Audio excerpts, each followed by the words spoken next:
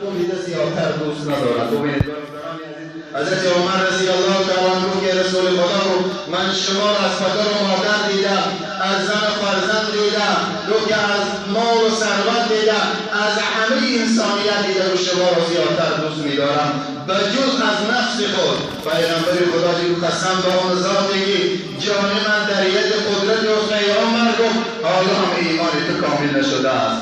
گفت که زمان ایمان تو کامل نشه ای عمر مرا از جان خود زیادتر دوست بداری. حضرت عمر چی ای رسول خدا رو اکنون من شما را از جان خود زیادتر دوست می‌دارم.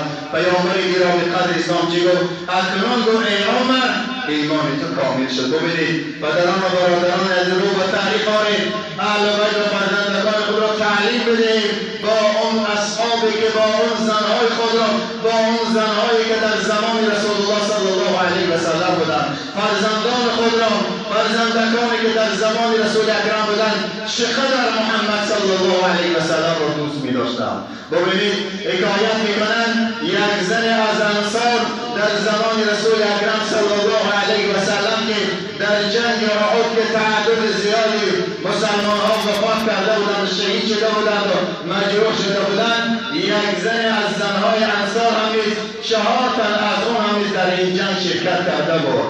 وقتی آوازه فرا رسید مدینه منوره را گویایی که محمد صلی الله علیه و سلم کشته شده باشد، اهل مدینه را غم و درد و اندوه فرا گرفت. همون گونه‌ای که ابرها که آسمان روشن را که تیره می‌کند، این آسمان این آفتاب نورانی را که می‌پوشاند، این دنیای روشن که به تاریکیستان که مبدل می‌گردد، این چنین خاندان اهل مدینه را غم و درد و اندوه فرا گرفت.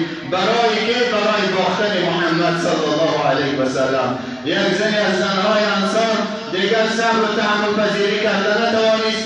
مردم همه داخل میدان می شدند برای برآوردن مجروحان خود و مرده های خود. این زن انصار هم بالای مرکب سوار شد، داخل میدان شد. یک از صحابگان را دید، گفت که محمد صلی الله علیه و سلم کجاست و حال او چطور است؟ اون صحابه گفت که از حال محمد بیخبر هستم، لیکن اونقدر خبردار هستم که در فلان جا پدر شما شهید شده است و جسد بیجان او پرتافته شده است. میگن اون زن پروا نکرد، باز هم به سمت پیش برای خود را ادامه داد. نفر دوم را دید، گفت محمد صلی الله علیه و سلم کجاست و حال او چطور است؟ باز هم صحابه دیگر گفت از حال محمد صلی الله علیه و سلم بیخبر هستم، لیکن اونقدر باخبر هستم که در فلان جا برادر شما شهید شد و جسد بیجانی و پرتافته شد. خدا باز هم پروا نکرد، برای قرآن را به سمت پیش نفر سوم را پرسید. نفر سوم هم گفت که از حال محمد صلی الله علیه و سلم بیخبر هستم، لیکن اونقدر باخبر هستم که در فلان جا شوهر شما شهید شد. باز هم به پیش خلاصه 4 نفر را دید، رو از حال محمد صلی الله علیه و سلم بیخبر هستم، لیکن اونقدر خبردار هستم در فلان جا فرزند شما، جگربند شما، نور چشمان شما، میوه دل شما شهید شده است و جسد بیجانی و پرتافته شده. باز هم اون زنی از زنهای انصار پروا نکرد، راه خود را ادامه داد.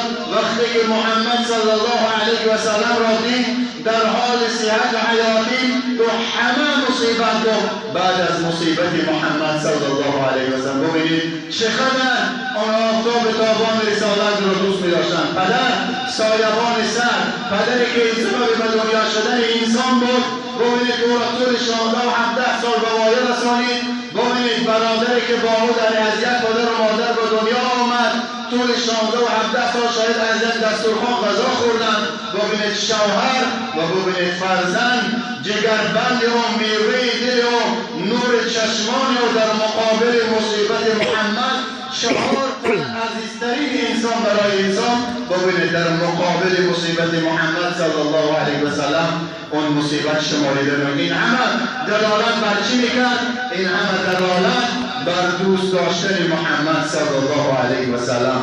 پدران و برادران عزیز، جوانان عزیز، باشید که ما و شما امروز اهل بیت و فرزندکان خود را هشدار بسازیم، تعلیم بدهیم تا این اونها بدانند که یک حق محمدی این است که دوست داشتن محمد صلی الله علیه و سلم و از طریق اصحاب و زنهای صحابگان کرام و تابعین و تابعین رو برای آنها نقل کنیم. انشاءالله می‌بینیم که در قلب آنها عشق و محبت محمدی پیدا می‌گردد. و حق دیگر سوم این درود و سلام فرستادن بر اون آفتاب تابان رسالت است که برای هر یک ما و شما واجب است. پدران و برادران عزیز باید اهل بیت و زن و فرزندکان خود که جمع شوید لااقل در یک شبانه روز باید 10 بار هم یا اینکه 10 بار صلوات بفرستید با اهل بیت چشم اللهم صل علی محمد و علی آل محمد بگویید. زیرا ببینید اعوذ بالله من الشیطان الرجیم إن الله وملائكته يصلون على النبي يا أيها الذين آمنوا صلوا عليه وسلموا تسليما. صدق الله المؤمن. بين آیه کلمه تفکر کنیم. یکی از حقای قرآنی تفکر و تدبر کردن بر معانی قرآن است. ببینید پروردگار عالمیان در قرآن عظیم الشان ما و شما را امر میکند ای بندگان من نماز خوانید، روزه بگیرید، زکات بدهید، حج کنید. لیکن در این جای قرآن ما و شما نفهمیدیم که پروردگار گفته باشد که ای بندگان من نماز خوانید که من هم نیز نماز میخوانم، ای بندگان من روزه بگیرید که من هم نیز روزه بگیرم، یا حج کنید و زکات بدهید که من هم نیز زکات بدهم یا حج میکنم. ببینید پروردگار که ایها الذین آمنو ای کسانی که شما ایمان آوردید بر محمد صلی الله علیه و سلم درود و سلام میفرستید، زیرا من الله بر او درود و سلام میفرستم. ببینید پدران و برادران عزیز خدای یکی و یگانه، خدای قادر و توانا، ببینید با همراهی ملائکه ها که بر اون آفتاب تابان رسالت که درود و سلام میفرستند، پس بر ما و شما و بر اهل بیت ما و شما نیز واجب است که هر روز یاد از اون آفتاب تابان رسالت کنیم و بر آن و بر اون آفتاب تابان رسالت و بر اهل بیت اون درود و سلام. انشاءالله هر درود و سلامی که میفرستید در عوض یک درود و سلام پروردگار رسول اکرم که خدای متعال 10 بار بر اون بنده درود و سلام میفرستد، 10 بار بر اون بنده را طلب رحمت میکند. خداوند متعال بر رحمت و مغفرت خود قرار میدهد. در روایت های دیگر هم آمده است برادران عزیز هر درود و سلامی که میفرستید چه در این مجلس باشد چه در خاندان خود باشد وقتی که یک بار بگید که اللهم صل علی محمد و علی آل محمد، الله سبحانه و تبارک و تعالی ملائکه های را خلق کرده است که آنها موظف هستند، وظیفه‌دار هستند که در همه کوچه ها گشت و گذار میکنند. هر جایی که کسی که اللهم صل علی محمد که گفت در حال ملائکه ها و پیغمبر بزرگوار اسلامی رسانند که ای محمد صلی الله علیه و سلم فلانی پسر فلانی با اهل بیت خود یا فلانی و فلانی و فلانی اهل جماعت در فلان جام بر تو سلام و درود و بر اهل بیت تو میفرستند. پیغمبر خدا چی گفتند؟ گفتند که من هم نیز بر آنها درود و سلام میفرستم. در روایت های دیگر آمده است که پیغمبر خدا که من در حق شما طلب مغفرت میکنم، در روایت های دیگر که من در حق شما دعای خیر و برکت میکنم.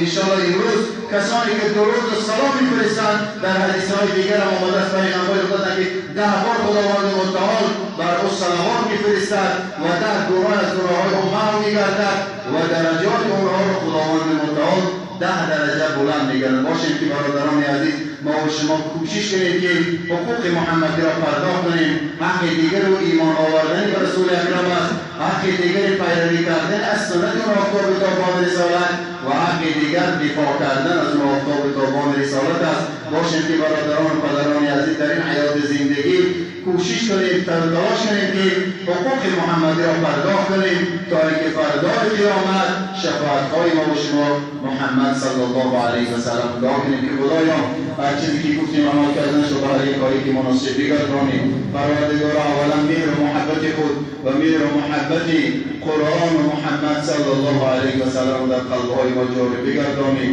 خدایا با قرآن و سنت عمل کردن را برای کاری که مناسب بگردانیم و دعا کنیم در حق پیشوای ملت هم که امروز برای آبادی وطن عزیز ما و شما